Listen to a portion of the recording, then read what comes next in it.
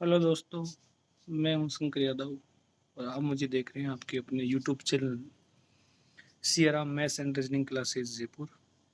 आज हम घातांक एवं करनी से संबंधित कुछ महत्वपूर्ण प्रश्न देखेंगे, जिसमें पहला प्रश्न है कि √30 प्लस √30 प्लस √30 और ये इन्फिनिट यानी अनंत बार दिया हुआ है।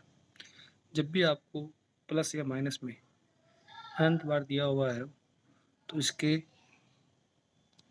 तो इसके ऐसे गुणनखंड करेंगे जिनमें एक का अंतर हो। तो 30 को लिख सकते हैं अपन इंटू 6, जिनमें क्या है, एक का अंतर है। अब यदि यहाँ पर आपको प्लस दिया हुआ है तो आपका जो बड़ा फैक्टर है वो आंसर होगा।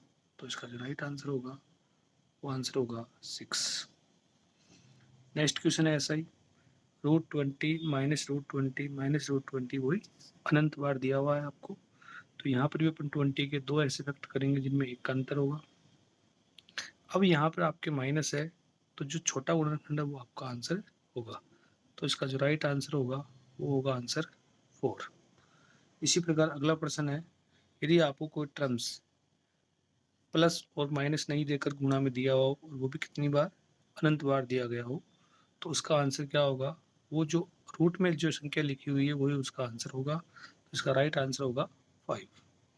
इसी प्रकार अगला क्वेश्चन है, यदि कोई संख्या गुणनफल में हो और अनंत बार नहीं हो, यानी उसके निश्चित टर्म हो, 3 टर्म्स 4 टर्म्स 5 टर्म्स यानी पदों की संख्या निश्चित हो।